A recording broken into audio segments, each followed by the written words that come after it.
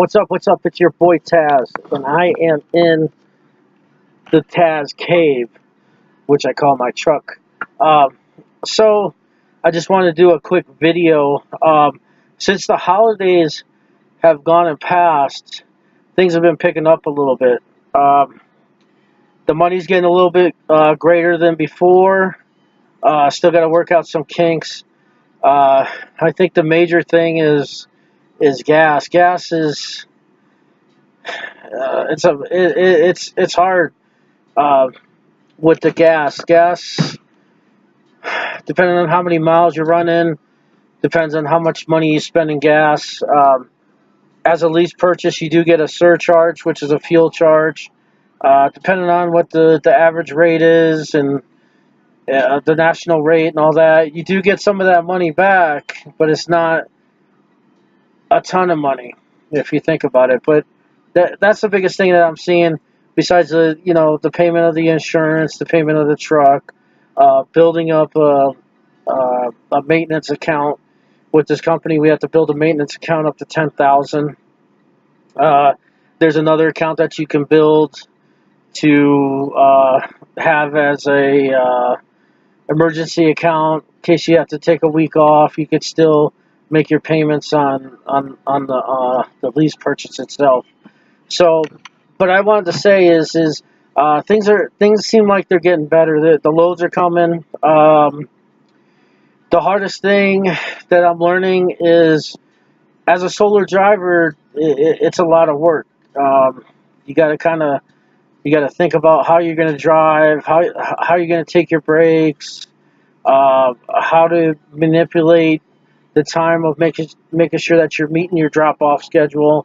So it's a little bit more work. So I'm learning more about the clock and how to run it as a solo driver. I'm still looking to run as a team. My next step in this company is to become a trainer and start off with that first, so then I can start stacking some money. Because there's going to be more money with more miles, and with the training, I guess it pays a lot more too. So that's my next venture with the company that I'm working with as a lease purchase, is to be a trainer.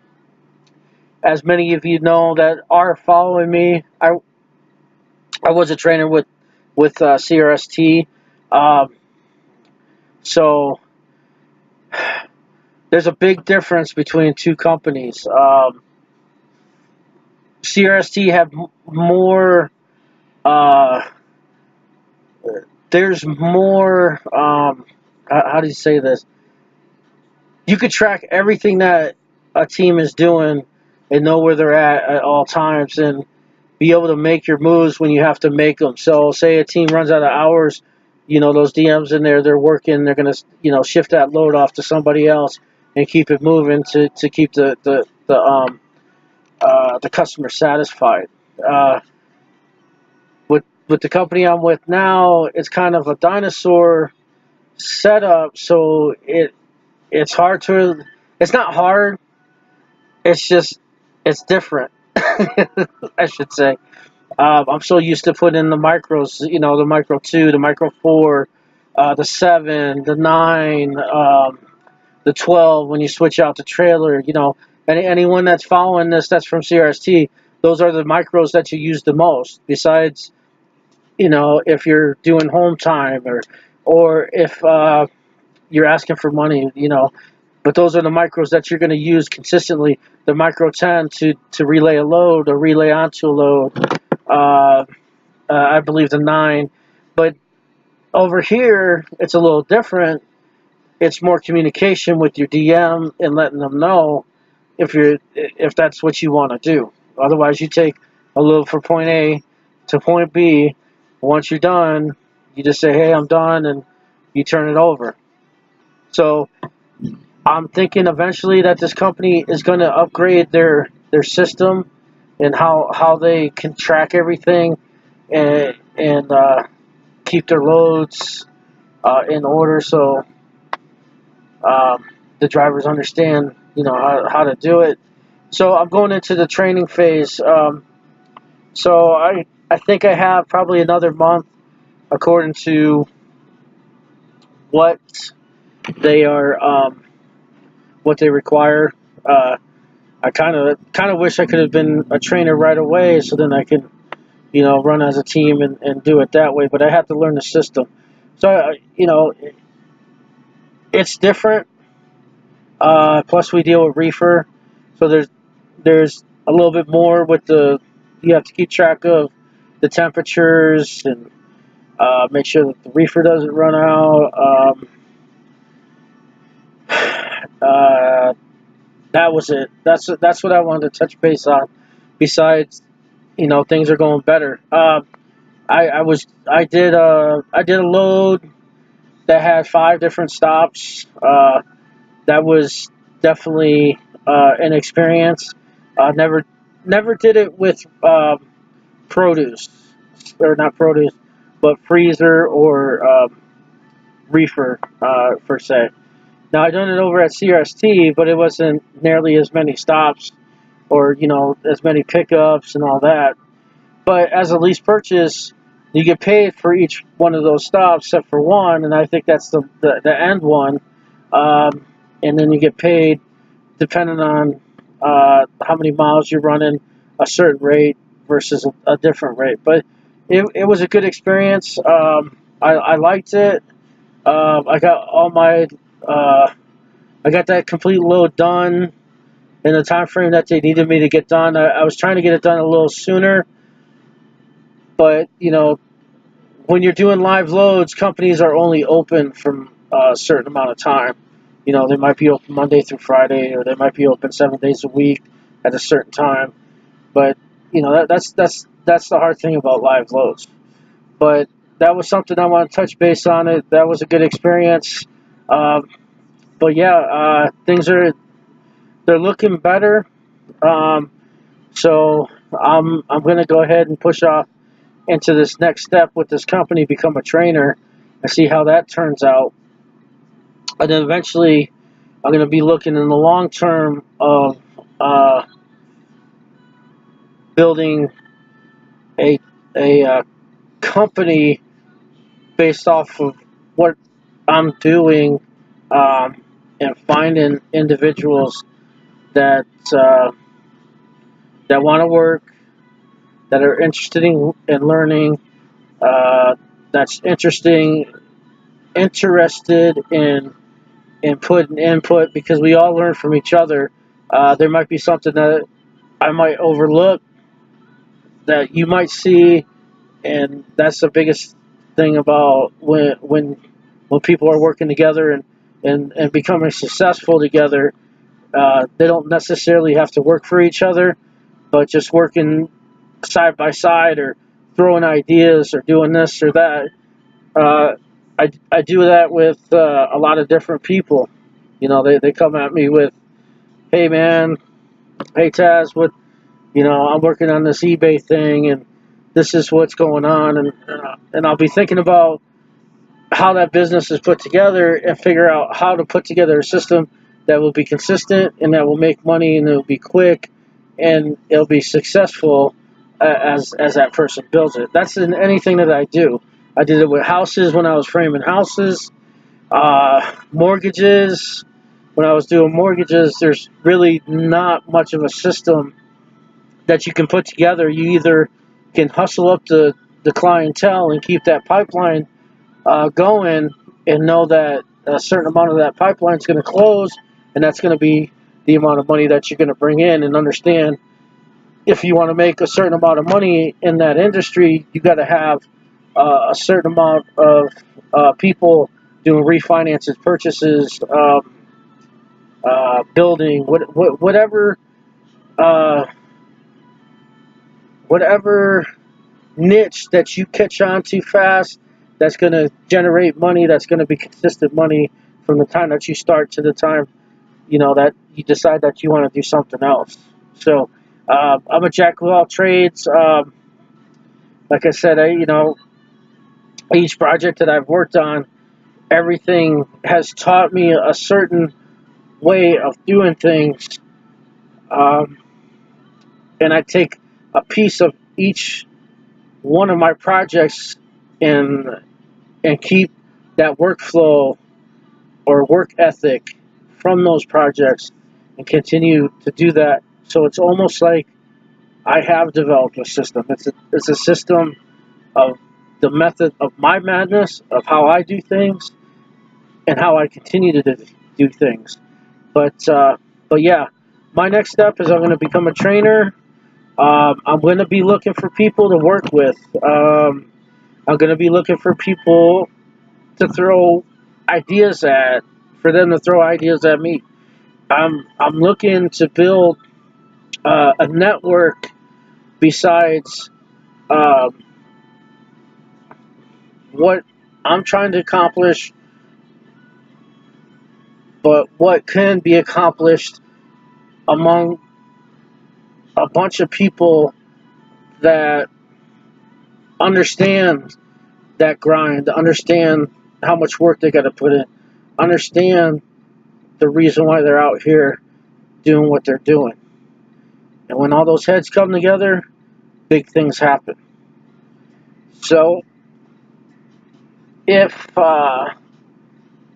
shit, if you're, I'm not even gonna say if you're interested, but if you want to start, hit me up, email me, whatever, and I would like to start expanding out in the building my network, because this industry that we are in, that most of you are watching videos and learning how to not only live but develop a lifestyle out here as a trucker. I think it's going to be successful. Well, actually, I don't even think it's going to be successful. I just think, you know, when people are throwing ideas at each other, light bulbs kick off. Bigger things come together. Um, but yeah, I just wanted to do this quick video. I know I went into a lot of different things.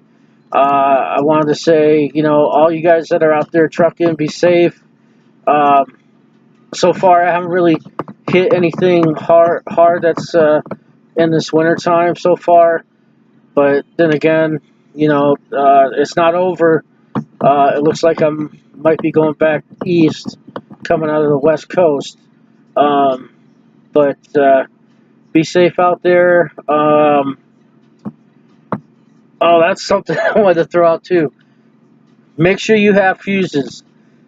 Man, I spent a long time looking for my fuses, and I swear to God, I left them in a book. But luckily, I found them. But when you do those inspections out there, they'll do them.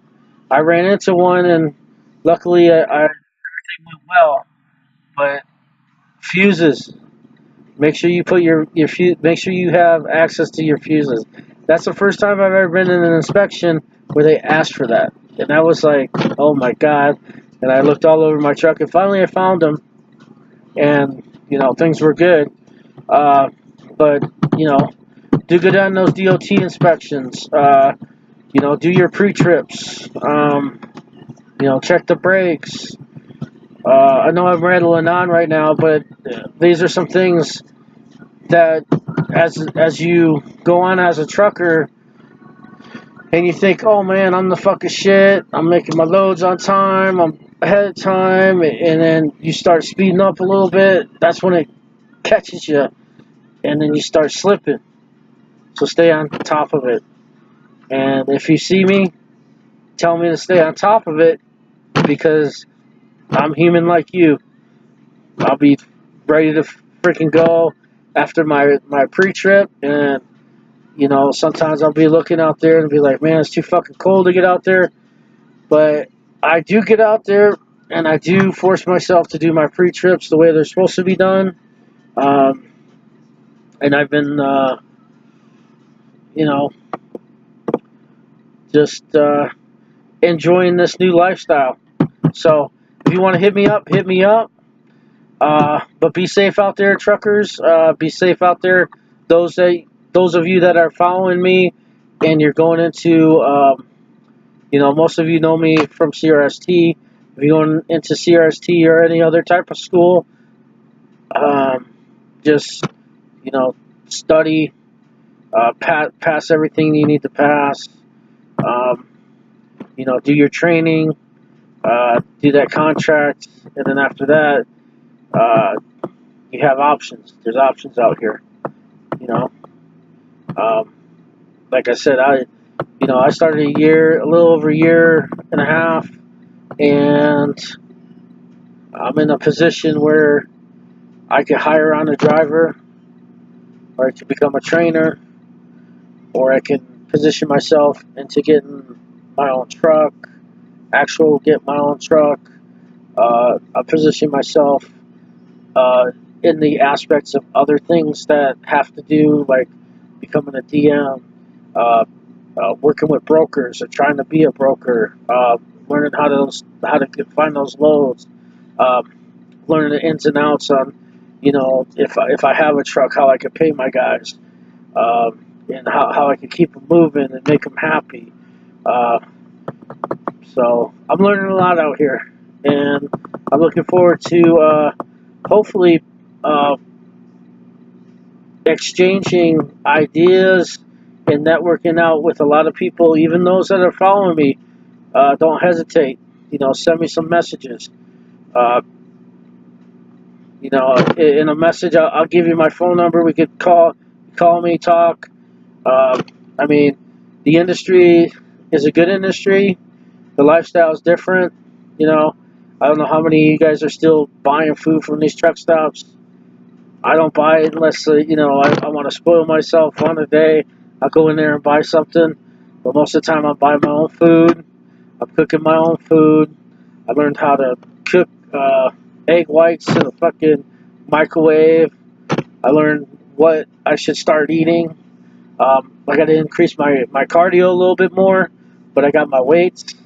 And they're not Bowflex. It costs a little bit more. But I got these at